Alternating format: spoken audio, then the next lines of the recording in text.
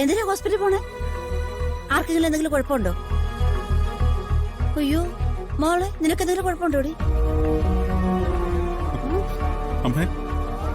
അമ്മയ്ക്ക് എന്താ പറ്റിയത്? ആവശ്യമില്ലാത്തെന്ന് ആലോചിച്ച് മനസ്സ് വിഷമിപ്പിക്കില്ലെന്ന് ഞാൻ എത്ര വട്ടം പറഞ്ഞതാ. അമ്മയുടെ മനസ്സ് കൈവിട്ട് പോകല്ലേ അമ്മേ. എടാ, എനിക്കൊന്നും പറ്റിയിട്ടില്ല. അതെ, ആശുപത്രി കൊണ്ടുപോകണ്ട ഇവളെയാ. അതിനിപ്പ ഇത്ര വിഷമിക്കേണ്ട കാര്യം എന്താ? സേതുവേട്ടന്റെ സപ്തതിക്ക് പോകുമ്പോ എന്താ ചെയ്യണ്ടേ? നമ്മള് സന്തോഷിക്കല്ലേ വേണ്ടത്?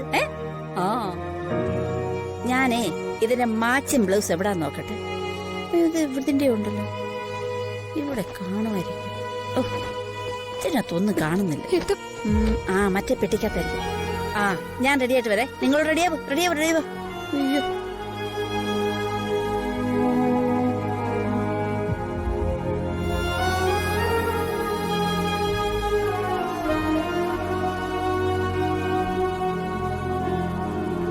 ആന്റി എത്രയും പെട്ടെന്ന് ഹോസ്പിറ്റലിൽ കൊണ്ടുപോകണം. ഞാൻ റെഡിയായി വരാം. നീ പെട്ടെന്ന് നമ്മളോടൊന്ന് റെഡിയാൻ പറ. ഇപ്പൊ തന്നെ ഏതെങ്കിലും നല്ലൊരു സൈക്കാട്രിസ്റ്റിനെ കാണിക്കണം. ശരി ഏട്ടാ. സച്ചിയെ കൊണ്ട് ആ തീരുമാനം എടുപ്പിക്കാൻ ഒരാൾക്ക് മാത്രമേ കഴിയൂ. ആർക്ക്? അഡ്വക്കേറ്റ് ആരതി.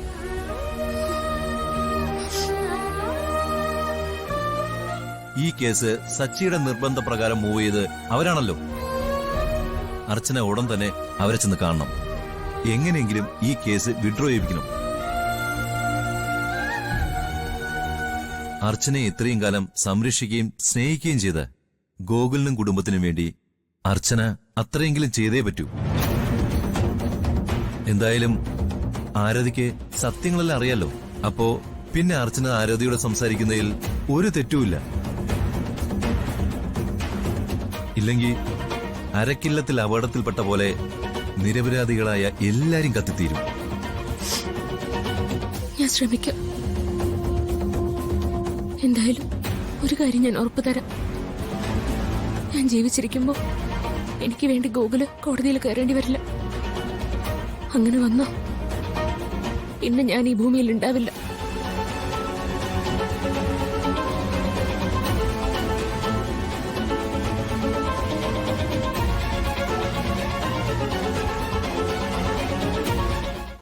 നമുക്ക് ഇനി എത്രയും വേഗം നമുക്ക് ഇവിടുന്ന് രക്ഷപ്പെടണം. ഇത് ഞാൻ അങ്ങനെ വെറുതെ വിടത്തില്ല. ഇത് ഞാൻ അവളോട് ചോദിക്കും. അങ്ങനെ തോറ്റു മടങ്ങി പോകുന്നവളല്ല ഈ ലീലാവതി. അതല്ല, ഇനി എന്റെ അനിരുദ്ധേട്ടന് വേണ്ടി അവളുടെ കൈ കൊണ്ട് മരിക്കാനാണെങ്കിൽ അതിന് ഞാൻ തയ്യാറാ. അമ്മേ, അമ്മേ ഇങ്ങോട്ട് മാറടി. ഇങ്ങോട്ട് വാ അമ്മേ. അമ്മ എന്ത് മണ്ടത്തരയെ കാണിക്കാൻ പോകുന്നേ? അവളൊരു രക്തരക്ഷസ. അവൾ ആരെയും കൊല്ലും, ചോറ് ഊറ്റി കുടിക്കും. അവളുടെ കൈ കൊണ്ട് മരിക്കാനാണോ നമ്മൾ ഇങ്ങോട്ട് വന്നേ? അതോ അച്ഛനെ കൊന്നവരോടുള്ള പ്രതികാരം തീർക്കാനോ? നീ പറയുന്നതൊക്കെ ശരിയാ, പക്ഷെ ഇതങ്ങനെ വിട്ടുകൊടുക്കാൻ പറ്റുമോ? നിന്റെ അച്ഛനെ അവൾ ഇല്ലാതാക്കി, ഇപ്പോ നിന്നെയും കൂടി കൊല്ലാൻ ശ്രമിക്കുന്നു. ഇതൊക്കെ കണ്ട് ഞാൻ കൈയും കെട്ടിയിരിക്കണോ? അമ്മേ, നമ്മളെക്കാൾ ശക്തിയുള്ള ശത്രുവിന്റെ മുമ്പിൽ എടുത്തു ചാടുന്നത് ധൈര്യമല്ല, മണ്ടത്തരമാ. അവന്തിയോടുള്ള യുദ്ധം ജയിക്കാൻ ഇപ്പൊ നമ്മൾ തന്ത്രപരമായി നിന്നേ പറ്റൂ. എത്രയും വേഗം നമുക്കിവിടുന്ന് രക്ഷപ്പെടണം. ഇല്ലെങ്കിൽ നമ്മുടെ രണ്ടുപേരുടെയും ജീവൻ അപകടത്തിലാവും. എങ്ങനെ രക്ഷപ്പെടും? പുറത്ത് അവളുടെ വാലാട്ടിപ്പട്ടി മൂർത്തി നിൽക്കുക. അമ്മ, ഞാൻ രക്ഷപ്പെട്ട കാര്യം ഇതിനോടകം ആ സന്ധ്യ പറഞ്ഞു കാണും. ഏത് നിമിഷവും അവനത് അവന്തികയെ അറിയിക്കും.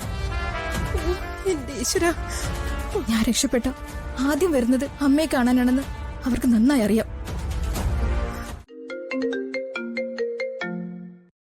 ഹലോ സ്നേഹ ചേച്ചി, എനിക്കൊരു കാര്യം പറയാനുണ്ട്. എന്താ മോളെ? അമ്മയ്ക്ക് എന്തെങ്കിലും? അതെ ചേച്ചി, അമ്മ പിന്നെ ഹോസ്പിറ്റലിലായി. അയ്യോ, അതെന്തുപറ്റി? വീണ്ടും എന്തെങ്കിലും അസുഖം ഉണ്ടായോ? ഏത് ആശുപത്രിയിലാ? നേരത്തെ കൊണ്ടുപോയ അതേ അല്ല ചേച്ചി, അമ്മ മെന്റൽ ഹോസ്പിറ്റലിലാ.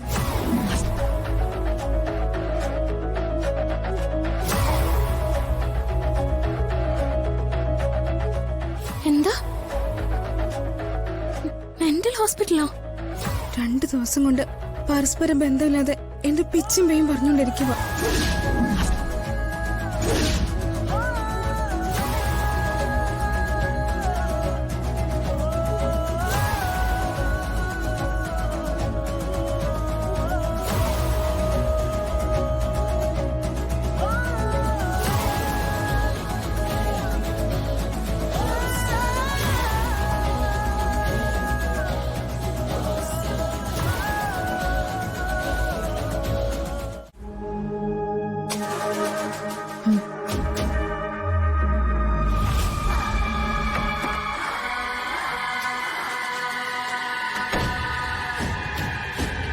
ഇവിടെയും ആരും കാണാനില്ല. എല്ലാരും ഉറങ്ങിയും തോന്നുന്നു. ഇതുപോലൊരു നല്ലൊരു സമയം ഇനി നമുക്ക് കിട്ടില്ലമ്മേ. സമയം ഇത്രയായല്ലോ. അവന്തിക ഇതുവരെയും നീ രക്ഷപ്പെട്ട വിവരം അറിഞ്ഞില്ല എന്ന് തോന്നുന്നു. അറിഞ്ഞിരുന്നെങ്കിൽ ഇതിനകം തന്നെ എന്റെ നേരെ വന്നേനെ. ചിലപ്പോ ആ സന്ദീപ് വല്ലയിടത്തും പോയി മദ്യപിച്ച് ബോധം കെട്ടി കിടക്കുന്നുണ്ടാവും. അങ്ങനെയാണെങ്കിൽ നാളെ രാവിലെ മാത്രമേ ഞാൻ രക്ഷപ്പെട്ട വിവരം അവ അറിയത്തുള്ളൂ. എന്നാലും അവളോട് 4 വാക്ക് പറയാതെ പോകാൻ എന്റെ മനസ്സ് അനുവദിക്കുന്നില്ല. ഇപ്പൊ 4ഉം 10ഉം ഒന്നും പറയാൻ നിക്കണ്ട. അവൾ ചെയ്തതൊക്കെ അവളുടെ മുഖത്ത് നോക്കി ചോദിക്കാനുള്ള അവസരം നമുക്ക് വരും അമ്മേ. അതുവരെ നമുക്ക് കാത്തിരിക്കാം. നമ്മുടെ ജീവൻ രക്ഷിക്കുന്നതാ ഇപ്പൊ നമ്മുടെ പ്രധാന കാര്യം. വാ, നമുക്ക് ഇറങ്ങാം. ശരി മോളെ.